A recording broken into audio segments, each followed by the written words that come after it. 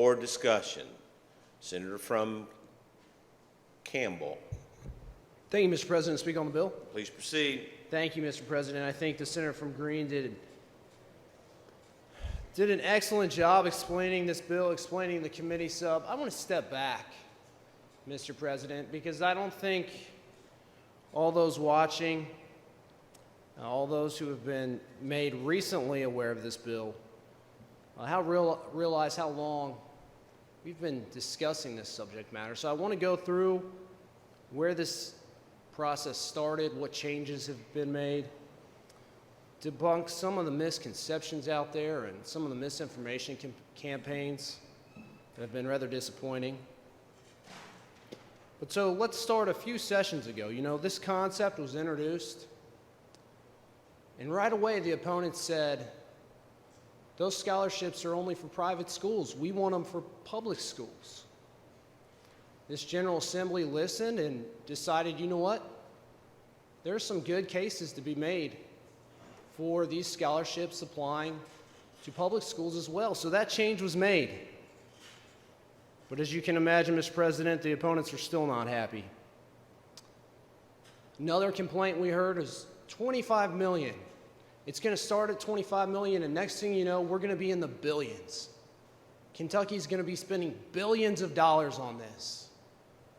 So we addressed that concern. There's a hard cap in this bill. We can't go over $25 million. But of course, people are still not happy. You know, they said it's going to go on forever at $25 million. Forever and ever, it's just going to be in there for $25 million. So we put a sunset in there and explain what that means. In 5 years, the General Assembly is going to come back, re-examine this, and see if changes need to be made. And finally, the senator from Green touched upon this, but as it relates to who's going to benefit. And Mr. President, this, quite frankly, is where some of the misinformation, to say is disappointing, I think is a great understatement. Mr. President, as an attorney yourself, you're well aware if myself as an attorney, were to go into a courtroom and make claims that the facts were just not met with, could get you in hot water, can get you in trouble with the judge, it could find you in contempt. And quite frankly, some of these claims that I have seen from some of these people making them, I expected better, and they're sad. So to the point from the senator from Green, these are going to accept children who are experiencing 175% of poverty level, and that's the ceiling, Mr. President.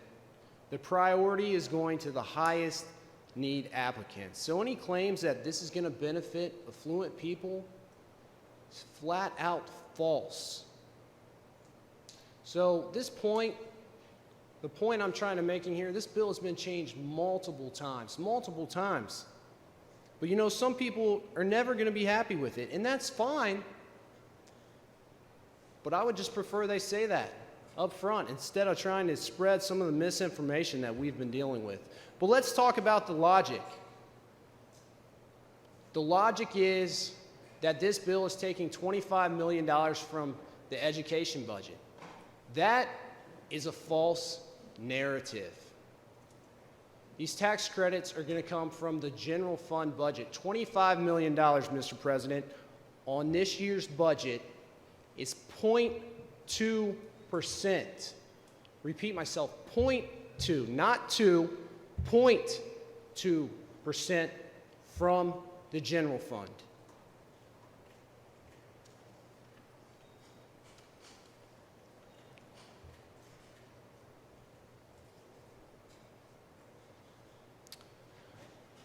Now, Mr. President, the other thing related to money is, you know, I've heard people say, well, look at Florida. Look how much money they're putting in. And that was before we put in the $25 million cap. But Florida has decided this is actually a good return on investment. For every dollar that goes into the tax credit in Florida, the state saved $1.44. Now let's go on again. The senator from Green mentioned the all-day kindergarten, and I am excited, Mr. President. I can tell you, I can tell members, I am excited about this opportunity. You know, studies have shown that when you can impact children that early, the return on investment is huge. So I'm excited for the Commonwealth of Kentucky and our students that we are looking at that we are discussing that, and we're pursuing that this session. Now, the cost of that is going to be from $100 million to $150 million. So right now, we have some people, some opponents of this bill that are so upset about $25 million that they feel like should be owed to them, that they're willing to walk away from 100 or 150 million. Now explain that logic to me. I don't understand it at all. So, Mr. President, we heard the what, but now let's talk about the why. This bill is going to impact students across the Commonwealth of Kentucky. Students that go to public schools and students that go to private schools. But unfortunately, a lot of the attacks that I have seen have been on the private schools. So I want to focus our attention for a second, if I could, and single out one of the schools that has so much potential to benefit.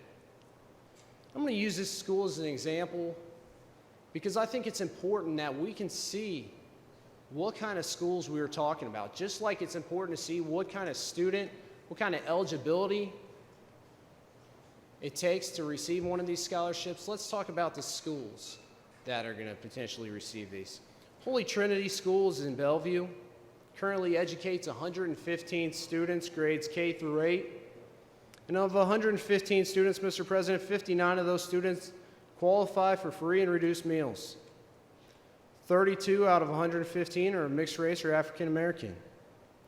Holy Trinity educates students with disabilities, with dyslexia, on the autism spectrum, and there's other examples. And I think that's important, Mr. President, because that goes against some of the narrative that we continue to hear.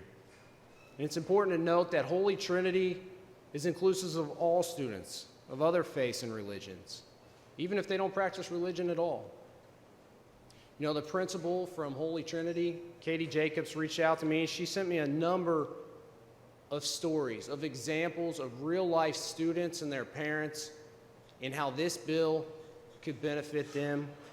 I just selected two. And the first story is about three mothers that send their children to Holy Trinity. All three mothers are attending school themselves, trying to further their education. They have part-time jobs, and they're working to better the lives of themselves and their sons and daughters. Now, combined, they have 6 children in the school. All 3 of these mothers receive assistance of some sort of housing, food, and utilities. None of them are Catholic, but these mothers came to Holy Trinity looking for a way to provide a different education opportunity for their children. Another story I received is of a grandmother who has 3 children because her son and his girlfriend lost custody of the children. She recently retired, and when she took on raising the grandchildren, she receives no state assistance because her income from retirement is too high. So because of this, she's been withdrawing from her retirement, her 401k, and paying discounted tuition. But it just goes to show how important, how valuable this is to her. Principal Katie Jacobs tells me, I feel like I could tell you 115 stories about each of these students. So, Mr. President, as I said, we heard what this bill does. Let's consider why we are doing this. Like I said earlier, I'm excited about this bill and what it can do for the Commonwealth of Kentucky students. Thank you.